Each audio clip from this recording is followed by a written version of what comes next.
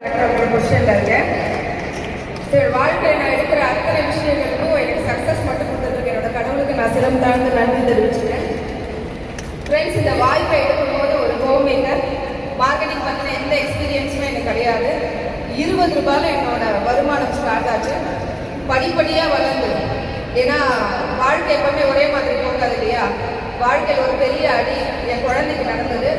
அதன் மூலமாக வாழ்க்கையில் நிறைய படிப்புகளை படித்து வெஸ்டீஜ் என்னோட கெரியராக ஸ்டார்ட் பண்ணி அதுக்கப்புறம் கொஞ்சம் கொஞ்சமாக வளர்ந்து வெஸ்டீஜ் என்னோட ஹையஸ்ட் இன்கம் 8,39,673 ரூபாய்.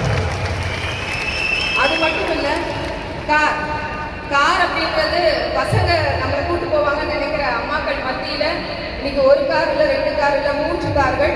ஃபர்ஸ்ட் 11 லட்சம் மதிப்புள்ள நிசான் சன்னி, இன்னைக்கு உலகத்தின் மிகப்பெரிய கோடீஸ்வரர்கள் பயணம் பண்ணக்கூடிய மெர்சிடிஸ் பென்ஸ், அதுக்கப்புறம் 3வது ஒரு 12 லட்சம் மதிப்புள்ள கார்.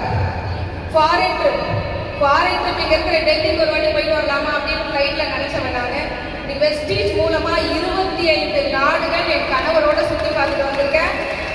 ஃபர்ஸ்ட் ஹனிமூனுக்கு கூட போனதில்ல, ஆனா 25th ஆனிவர்சரியை சுவிட்சர்லாந்துல செலிப்ரேட் பண்ணிட்டு வந்த நானும் என்னோட ஹஸ்பண்டும்.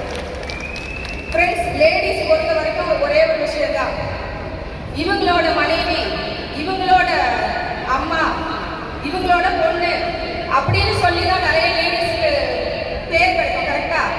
நெட்வொர்க் மார்க்கெட்டிங்ல மட்டும்தான் உங்க பேரை சொல்லி உங்களுக்கான ஒரு மிகப்பெரிய அங்கீகாரம் கிடைக்கும். நீங்க என்ன படிச்சிருக்கீங்க, உங்களுக்கு என்ன தெரியும், நீங்க எந்த இடத்துல இருக்கீங்க, எதுவுமே தேவையில்லை. நீங்க இருந்த இடத்துல இருந்து, அதான் சொல்லுவாங்கல்ல, பூமியில் இருப்பதும் வானத்தில் பறப்பதும் அவரவர் எண்ணங்கள். இந்த எண்ணத்தை மட்டும் விதையா போட்டுட்டீங்க அப்படின்னா இது எல்லாருக்குமே சாத்தியம். தீபக் சார் லாஸ்ட் டைம் வரும்போது சொன்னார், 2035ல இந்தியா எப்படி இருக்கும் போது அப்படின்னு சொல்லிட்டு. நம்ம பசங்களெல்லாம் பெருசா படிக்க வச்சுக்கிட்டு இருக்கோம், பெரிய விஷயங்கள் வச்சிருக்கோம் உங்களுக்கெல்லாம். ஒரு அம்மாவும் நினைச்சா, ஏன்னா அப்பாவுக்கு உழைக்கிறது கடமை, ஆனா அம்மாவும் தான் பிள்ளைகளோட மனசை புரிஞ்சவங்க.